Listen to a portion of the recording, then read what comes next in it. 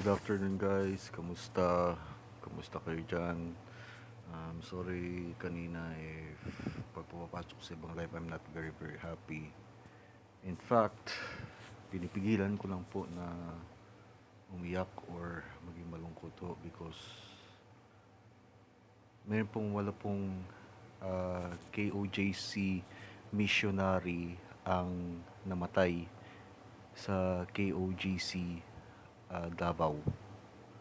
Christian missionaries po, 8 ho ang namatay. Kanina, 5 ho, pero ngayon ho, na balita is 8 na ho. At the same time, tiningnan po yung warrant of arrest po ni General Torre. Okay, ang nakasulat po doon sa warrant of arrest po niya is sa Pasig City lang po siya na warrant of arrest. Hindi po sa Davao or sa Mindanao or outside po sa Pasig City na jurisdiction, which is very questionably. Warrant of arrest, wala pong search warrant, at the same time isa lang ho na warrant of arrest. Saan po kayo makakita ng ganyan? Warrant of arrest pero hanggang Pasig City lang. Bakit ginagamit po yan sa KOGC Davao City? Bakit po forceful ang pagpapasok po doon at bakit ayaw po nilang papasok ng mga nurse, mga medical doctors po sa mga tao na namatay? Wala na ang patay, tol. Wala. Totoo yan, Nonoy de la Rama. Kanina 5, ngayon 8 na. Nag-post po ako kanina ng mga KOJC ho na namatay. Isa po doon is babae na missionary. Christian missionary po sila. Okay? Nakakalungkot kasi ako, Muslim po ako. Okay? I'm a Muslim. I'm not supposed to cry, pero I'm crying mismo sa kanila kasi po, nakakaawa po ang pagkamatay nila, guys. Saan ka makakita ng ganyan? Only in the Philippines, tayo lang po ang tanging bansa na Christian country. We are the only Christian country sa buong Asia. Yet ito ang tinatrato po natin sa mga Christian missionaries po natin. Saan kayo nakakita ng ganyan, guys? Where? Kahit guys kahit po mismo pag-open ako sa mga international news, okay? Geopolitical news, ano sinasabi nila? Topic na po mismo ang Duterte versus Marcos. Topic na po nila mismo ang ginagawa ng mga Marcos sa Duterte at sa same time sa mga taong bayan sa Davao City. Saan kayo nakakita ng ganyan? Outside mismo sa Philippines, topic na po tayo. Outside, tinatanong nila, what are we doing mismo sa Christian missionaries natin? What are we doing mismo sa ating mga Christian monks? Okay? Masakit na masakit po to. Okay? Tama po, DJ Linda Pau, binomba po sila ng tear gas. Totoo po yan. Actually po, bawal po sa batas po na magbobomba kayo ng tear gas sa isa po na mga KOGC. Una po kasalat, wala po silang pre-practice sa kahit anong violence. Pagdating po sa arrest, kinakailangan po na tama lang po or right amount of force. Problema hindi. Sa pilitan pong pinasok. Pero sa pilitan po pinasok po, lahat po ng karapatan kahit abogado hindi po nirespeto. Sarili pong mga nakatira po doon, pinapaalis ho. Saan kayo makakita ng ganyan? Besides po sa ganyan na pinapaalis sila, yung warrant of arrest was not really that significant. Why did I say that? If you're going to serve a warrant of arrest, dapat recognize po siya ng Mindanao or yung lugar po na pinapa-arrest po ninyo. Hindi ho, okay? Ang warrant of arrest na Pasig City lang. Hanggang Pasig City lang ho. That is the most... shout out kay AMG Travel Vlog. Kamusta? Sorry kung ganito mukha ko kasi kanina umiyak ako ba. I just want to cry, bro, kasi so many casualties.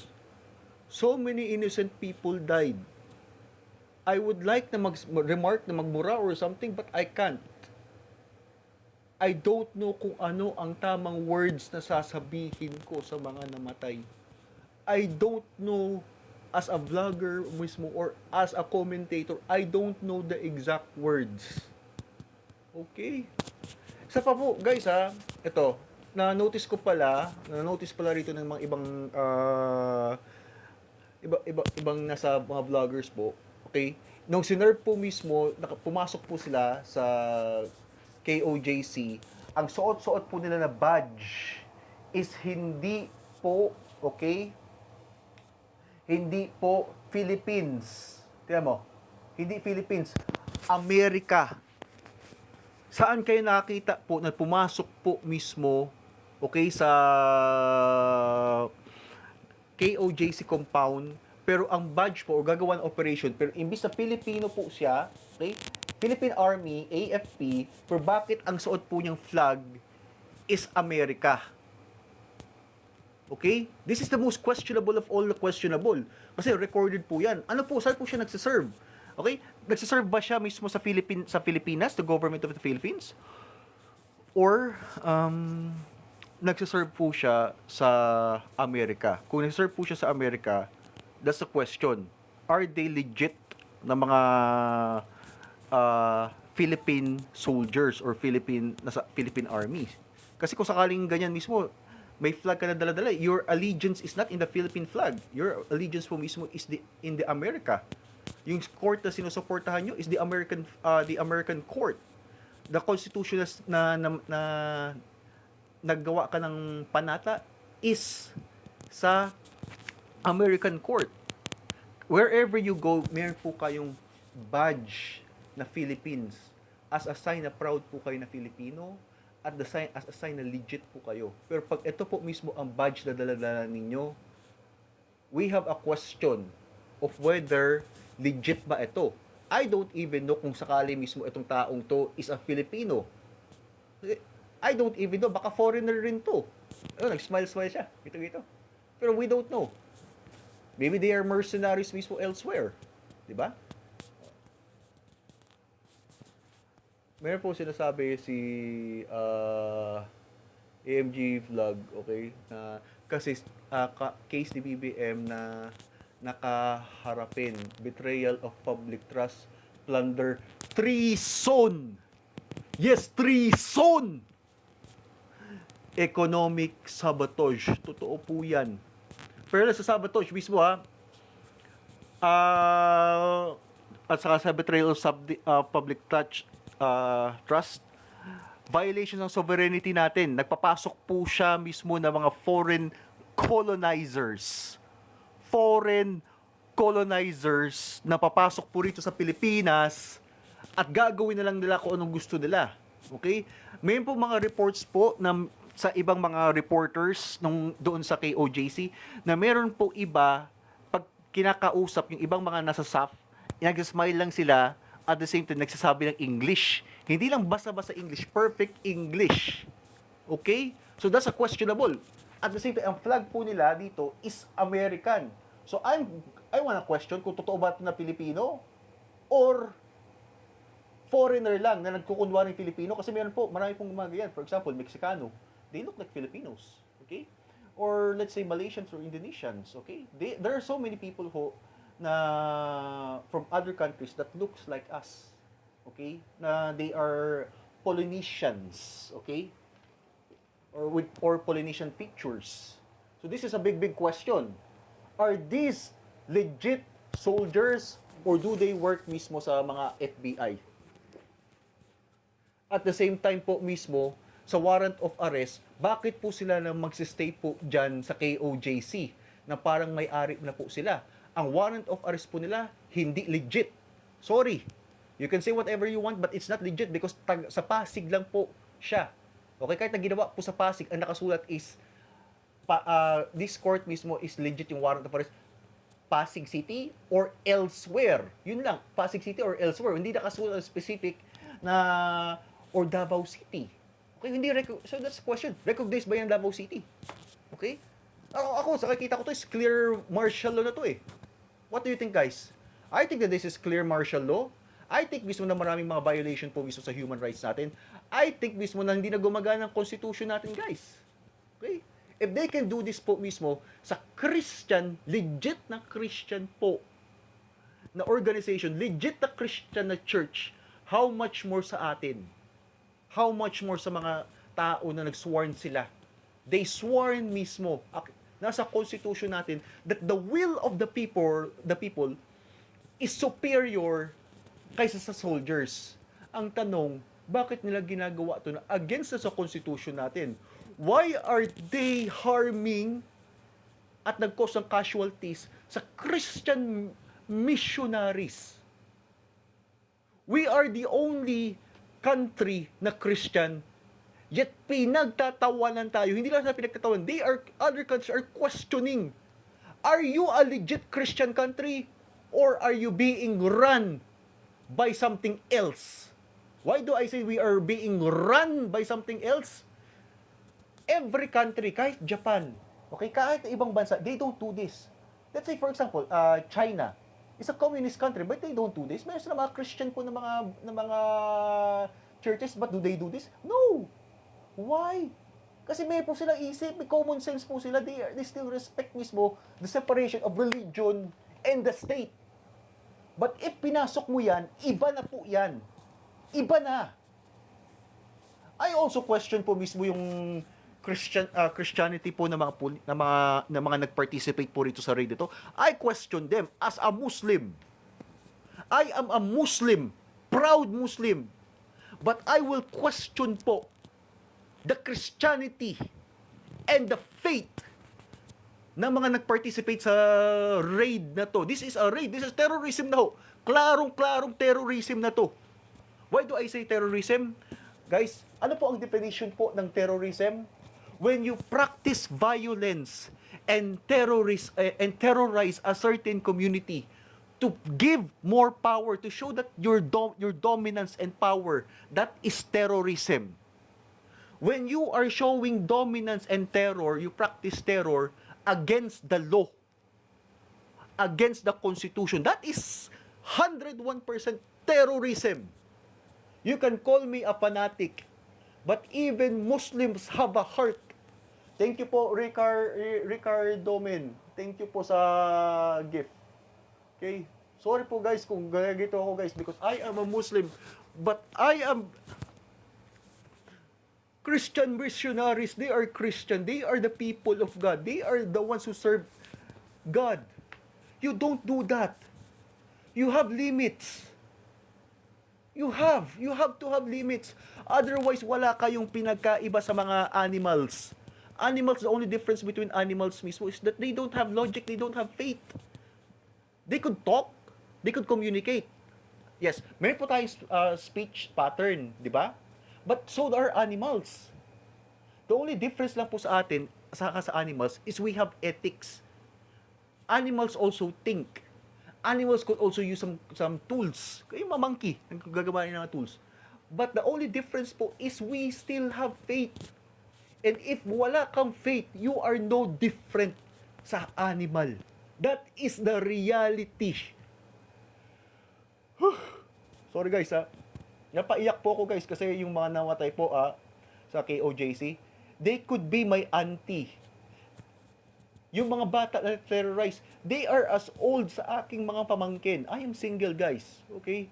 But sometimes, maybe it's right na hindi na ako nakapag-asawa. Why? Kasi hindi po ma-witness ang anak ko yung panahon natin ngayon.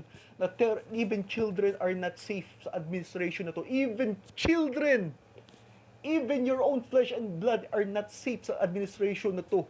They are victims. We are victims. Nobody is safe. Kahit na meron po tayong rule, mismo meron tayong mga lawyers, yes, meron tayong law and order. Pero sa nakita natin ngayon, is there really law and order ngayong panahon na to? Or are we being run by gangsters, by mafias, by sindikato? Ako nakikita ko, sindikato na to eh. Okay?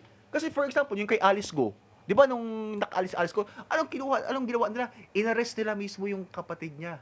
Okay? Kahit na may kaso-kaso yun, ako sa akin is a sign of hostage. Kung hindi hostage, is a sign of ransom. That is not a sign mismo ng isang government. That is a sign mismo ng mafia. Di ba? Ano pa yung mga sign of mga mafia? Yung ginawa nila kay Attorney Harry Roque. Attorney Harry Roque was not just a lawyer, but an international lawyer na inintroduce ang Pilipinas sa ICC. He put the Philippines in the international stage na nakilala ang Pilipinas. You don't do that mismo sa international lawyer.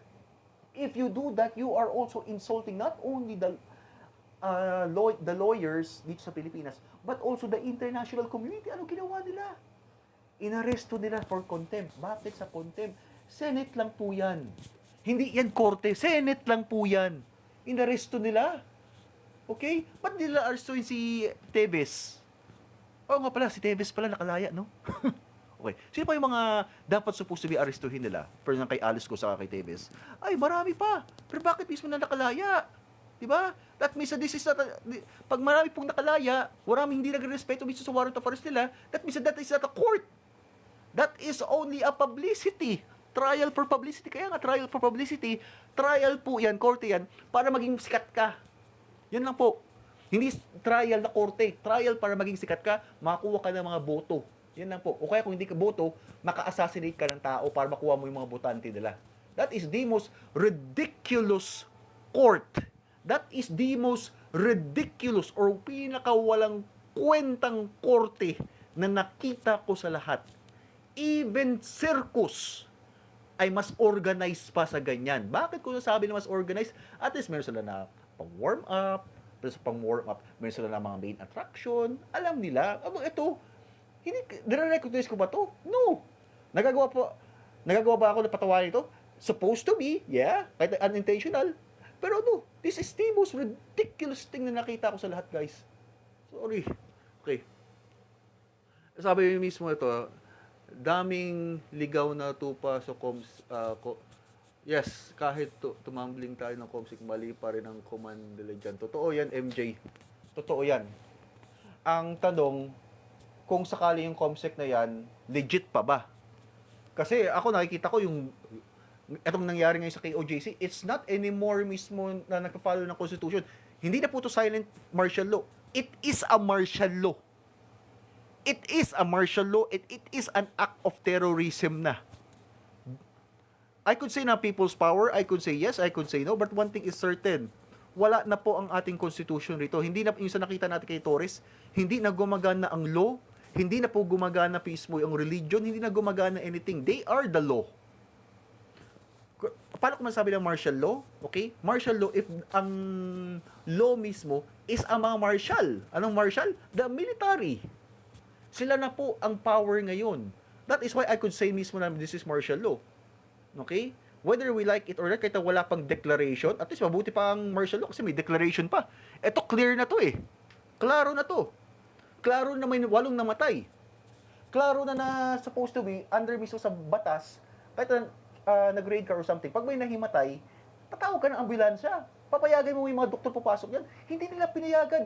They let 8 missionary, Christian missionary die sa harapan ng maraming tao, sa harapan mo, sa harapan ko, sa harapan ng lahat, kahit sa international community, nakita nila, na witness nila.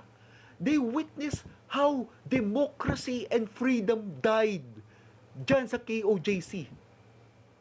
That is the death of democracy and the start of martial law, the start of dictatorship. This is not a democracy anymore, where you could vote, where you could say mismo you could express yung iyong freedom. This is not anymore. I could just say na parang mas organized pa ang terrorist. Why? Because you know mismo ang terrorist. Mapapredict mo. Ito, hindi mo tatlo mapapredict. Bakit? Kasi ang president mismo, unpredictable na.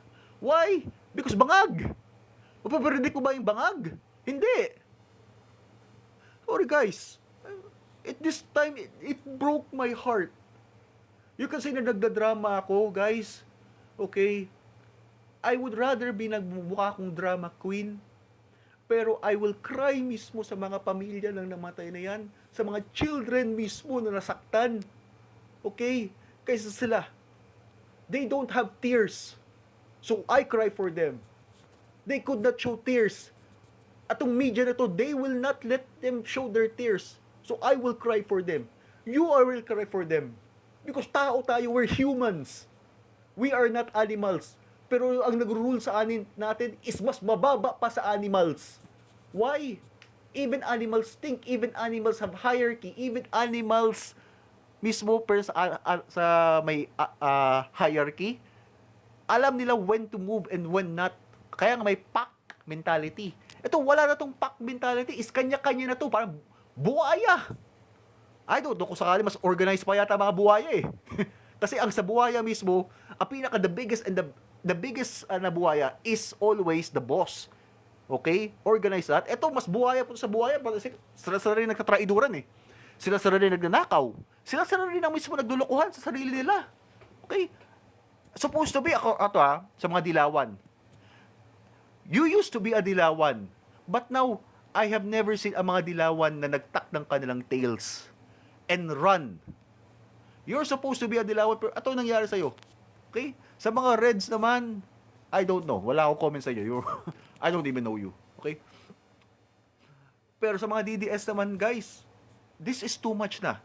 This is too much. Yung nangyari mismo sa kay OJC, this is too much. O nga pala guys, kung sakaling gusto niyo malaman kung nagsisinungaling ako hindi, pwede niyo po tingnan ngayon yung sa CNA, Central News Asia, okay? Naggawa na po siya ng documentary na it is a Singaporean Chinese na media, okay? Pero feature po nila si Tatay Duterte at si Marcos. The feud mismo ng dalawa at pinapakita nila na mas may people's power pa sila, mas respetado pa nila ang power of the people kaysa sa ating sariling government. If you see mismo other countries like Singapore and China and other countries, mga neighboring countries natin, na sinasabi nila na they respect mismo the people kaysa ating government. Ano na nangyari? Ibig sabihin yung mga government natin, binababoy na tayo. Harap-harapan, binababoy na tayo. Okay? Sorry guys, sa nangyari ko, but I have to release this sa chest ko guys. I have to. You have to guys. You have to. Sooner or later, ako guys I could predict. I could be right, I could be wrong. I don't care na ho guys, okay? I think that by next year, wala nang election. By next year, wala nang wala na. Bakit? Kung nagawa nila to sa isang simbahan at nagawa nila to sa isang buong city, isang very progressive city, Davao is the third na pinaka-progressive na city sa buong Pilipinas. Nagawa nila to na i-martial law na ang buong Davao City. How much more mismo tayo? They had proven, okay, that they are the law. They had proven that they could do whatever they want. They had proven na kahit na may eleksyon, papalabas sila may eleksyon, pero walang eleksyon. They are the law. This is clear martial law.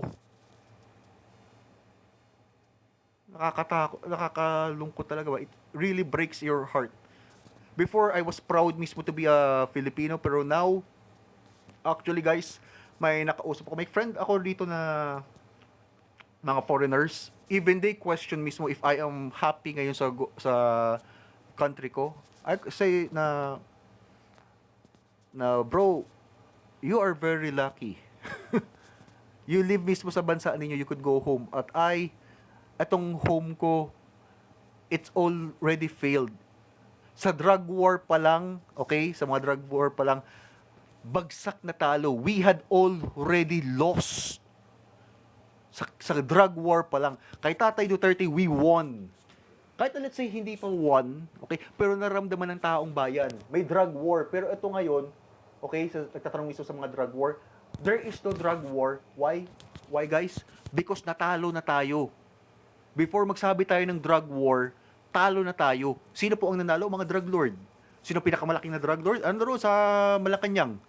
Simple lang po. You can curse me whatever you like guys. Pero this is the harsh reality. Ang KOJC, magmamarch po sila doon, okay? Mag-declare sila people's power. And the sad truth is, not only do I agree sa kanila, yung ginagawa nila move me. I want to be there. I want to be there. Bakit?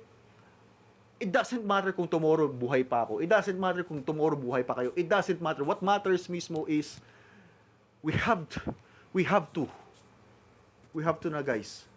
I think mismo na by next year walang eleksyon. I think mismo na by na itong taon na to walang drug test. I think mismo na itong year na to wala mismo na rules of war. Kung gusto to ng administration na iputa tayo sa gera, they will do it. Wait lang guys. Wait lang. Hello, hello, hello. Okay, okay. Sakit. Okay, okay, okay. Bababa muna ako. Bababa ako. Wait lang, wait lang, wait lang. Okay. Wait lang. Guys. Guys, kasi may tawag ako, okay? Sorry guys pero thank you nga pala sa pagpapasok sa akin. Thank you nga pala sa mga nagpunta rito guys, okay? We'll talk mamaya. Okay, may gagawin muna ako. Very important. Maraming salamat guys, okay?